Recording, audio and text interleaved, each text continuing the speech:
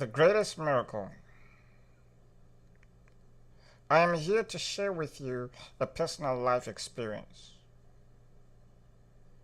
But let us recap and let me take you back to 2017 in one of my videos where I shared with you about faith. I said faith is the substance of things hoped for and yet not unseen. So, how does a miracle come to existence? By believing. Miracles do happen to us every day. Whether you believe it or not, it is a miracle. But I want to let you know that no matter what science or what faith or belief you have, miracles will always be miracles. Let me take you to an individual person in the book of Mark, chapter 5, verse 25. Let us read and see what this woman went through. A certain woman which had an issue of blood 12 years, and had suffered many things of many physicians, and had spent all that she had, and was nothing bettered, but rather grew worse. When she had heard of Jesus, came in the press behind and touched his garment.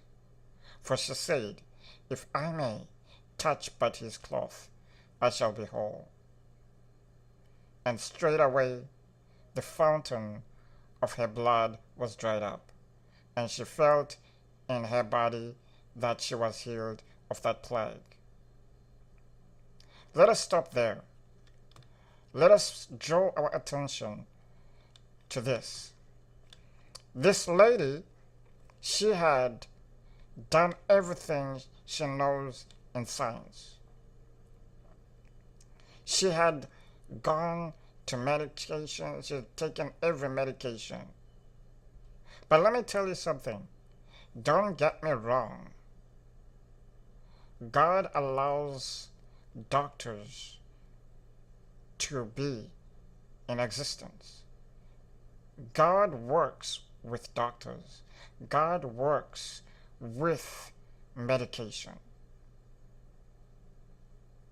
However, your faith should not be in the medication, but rather in the Creator, the one who created you and I.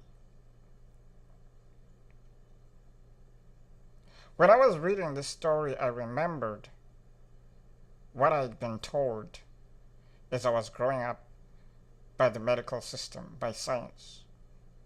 They had predicted that by the age of 25, I'd be using a respiratory machine. This kept ringing in my mind all the time. And the more they said it, the more my faith grew stronger. I always went to God and I said, Jesus, I refuse to be under a respiratory machine. I do not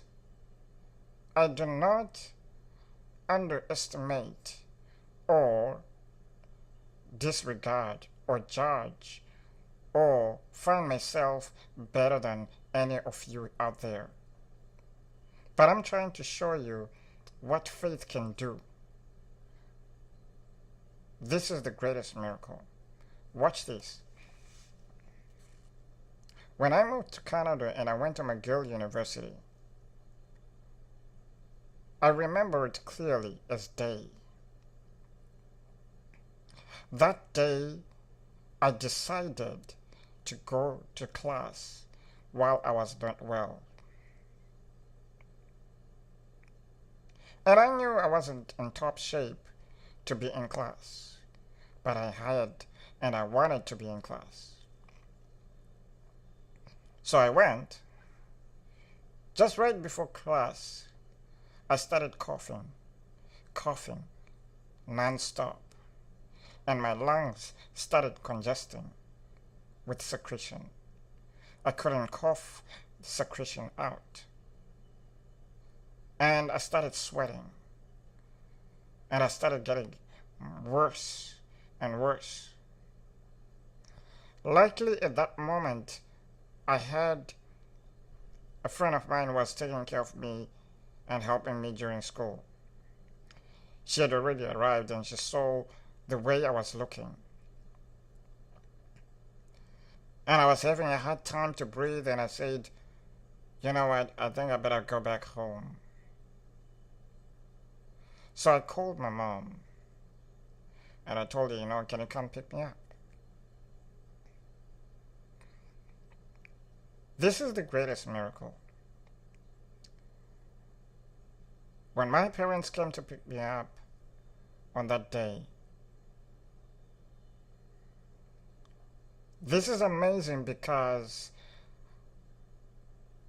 at that moment where I was feeling air was coming out of me, I managed to drive my wheelchair inside the van and park it.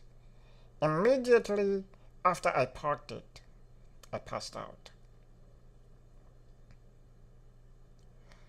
I don't know how long I passed out, but it didn't feel that long. I don't know how they managed to get me out of my chair and put me and lie me down on this back seat.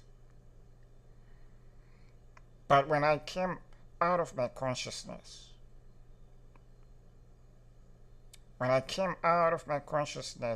all I heard was my dad calling the ambulance.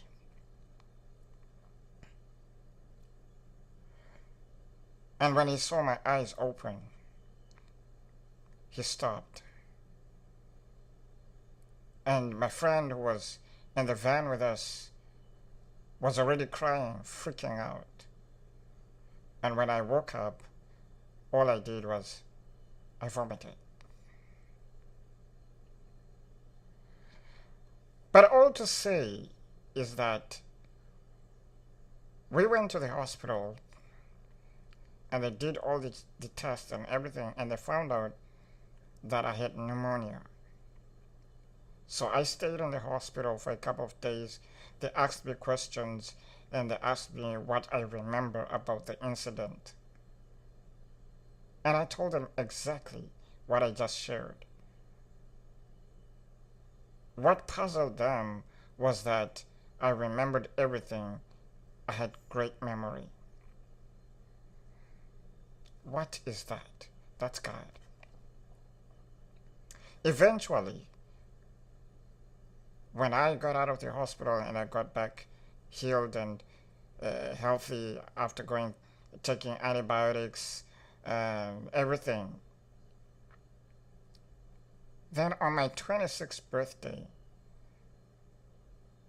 this is what blew my mind off. I realized I had crossed over the bracket. You know what's the greatest miracle for me? I'm about to turn 40 years this year. I breathe normally. I sleep comfortably. I don't have a hard time to breathe at night. I sleep like a baby. Why? Because my faith moved that mountain from where it was. And today, I am living beyond what science had predicted. If I can have the privilege of showing you my x-rays, you would see how curved my spine is. And yet, I am still breathing and doing the things that I'm capable of doing through Christ.